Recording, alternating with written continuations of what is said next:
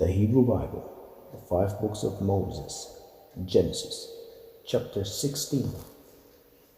Now Sarai, Abram's wife, had borne him no children, and she had an Egyptian slave girl named Hagar.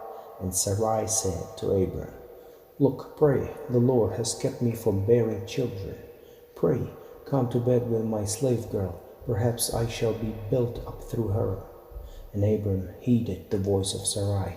And Sarai, Abram's wife, took Hagar, the Egyptian, her slave girl, after Abram had dwelt 10 years in the land of Canaan, and she gave her to Abram, her husband, as a wife. And he had come to bed with Hagar, and she conceived, and she saw that she had conceived, and her mistress seemed slight in her eyes. And Sarai said to Abram, "This outrage against me is because of you. I myself put my slave girl in your embrace, and when she saw she had conceived, I became slight in her eyes. Let the Lord judge between you and me." And Abram said to Sarai, "Look, your slave girl is in your hands. Do to her whatever you think right." And Sarai harassed her, and she fled from her.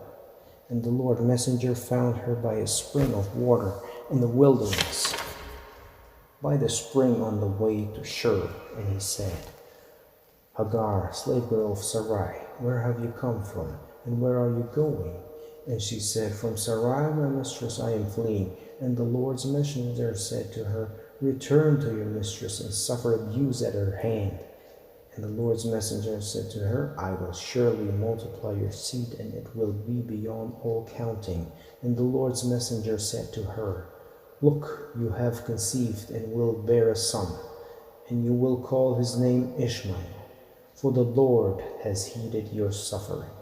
And he will be a wild ass of a man, his hand against all, the hand of all against him.